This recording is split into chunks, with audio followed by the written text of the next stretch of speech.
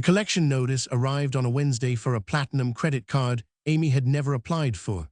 $12,000 charged to an address she had never lived at. She pulled her credit report that night. 11 accounts, $62,000.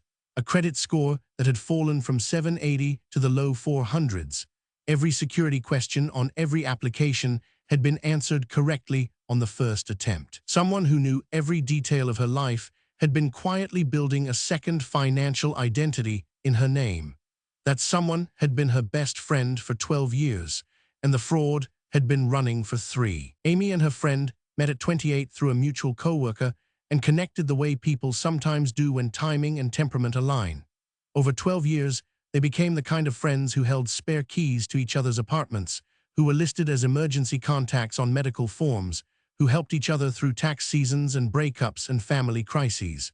They knew each other's childhood pet names, high school mascots, the streets they grew up on. These weren't secrets. They were the ordinary details that accumulate between people who trust each other completely.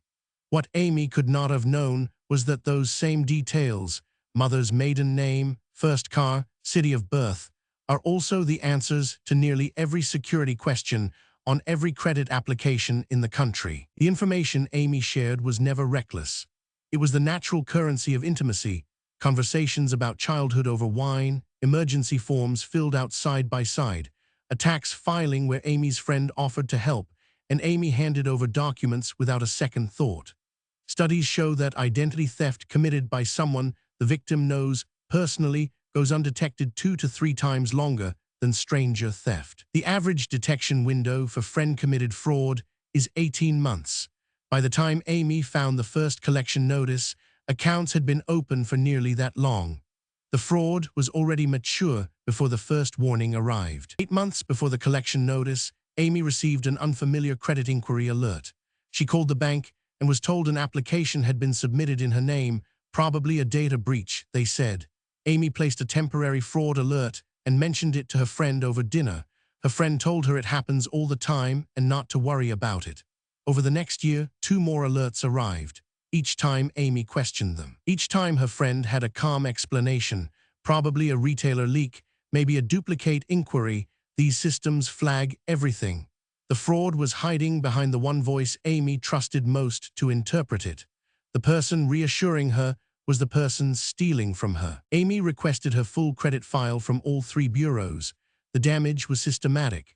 11 accounts she had never opened, store cards, gas station cards, a platinum Visa, 2 department store lines, a furniture financing account, $62,000 in combined charges.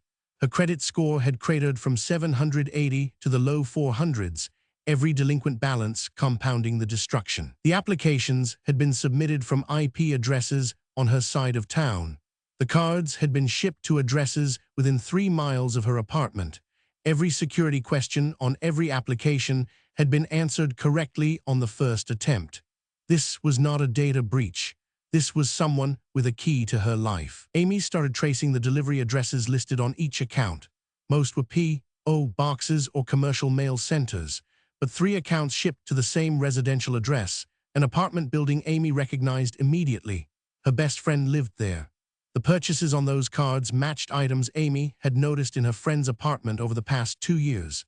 A new laptop, designer handbags she claimed were birthday gifts from family. Furniture that appeared between visits, 3 years of spending, concealed behind 12 years of trust. The timeline locked into place when Amy checked the dates. The first fraudulent application was submitted 2 weeks after she left personal tax documents at her friend's apartment overnight. Every detail she had shared willingly had been weaponized systematically. Amy walked into her local police station with a folder of evidence. The officer told her identity theft between people who know each other is typically handled as a civil matter and suggested she contact a lawyer.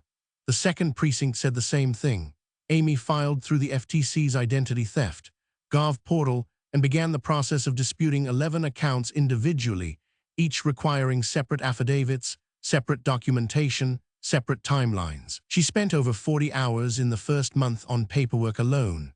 Her out-of-pocket costs for credit monitoring, certified mail, and notarized affidavits reached $800 before any investigation had even started.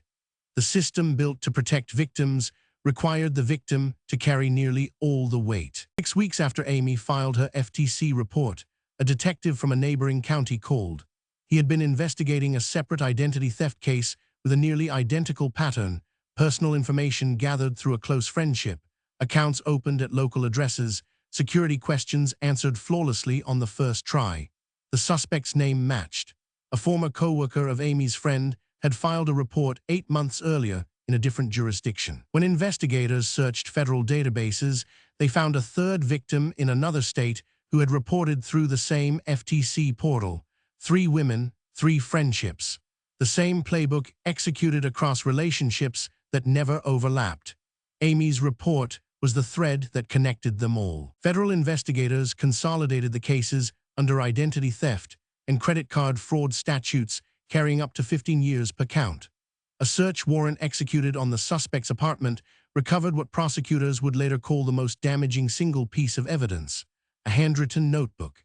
Inside were the personal details of all 3 victims organized by category: mother's maiden names, childhood pets, first cars, high school mascots, with annotations marking which security questions each person's history could answer. 2 additional names appeared in the notebook, people who had not yet discovered they were targets.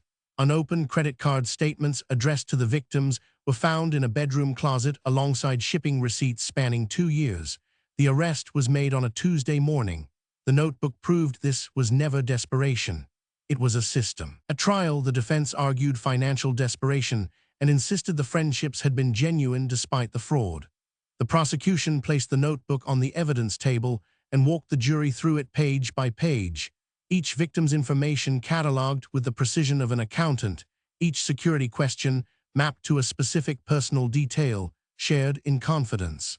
The jury deliberated for less than a day. Guilty on multiple counts of federal identity theft and credit card fraud. The sentencing followed: federal prison time, mandatory supervised release, and full restitution to every identified victim. A permanent federal conviction record that would surface on every background check for the rest of her life. Amy spent 14 months rebuilding what her friend had dismantled in 3 years. She disputed each of the 11 accounts individually, filed extended fraud alerts with all 3 credit bureaus, and documented every hour and every dollar spent on recovery. Her credit score climbed back gradually. The court-ordered restitution covered the $62,000 in fraudulent charges, plus Amy's documented out-of-pocket expenses. She also filed a civil lawsuit and was awarded additional damages for emotional distress and the professional opportunities lost when her destroyed credit prevented her from qualifying for a business loan. The total judgment exceeded the fraud amount significantly. The money would arrive in installments over years. The court record would last forever. Amy said afterward that the hardest part was never the money. It was sitting with 12 years of real memories and knowing that someone had been cataloging her life for profit behind every shared coffee, every late-night call, every moment that felt like genuine closeness. Her police report was the one that connected 3 separate victims across 2 states. If she hadn't filed, the notebook would have gained more names, and the pattern would have continued with new friendships and new targets. Trust is supposed to be the foundation of connection, not a vulnerability to be exploited. If this story reminded you of someone who used your trust against you, share your experience in the comments. Subscribe to The Karma Case, because on this channel, betrayal always meets its consequences.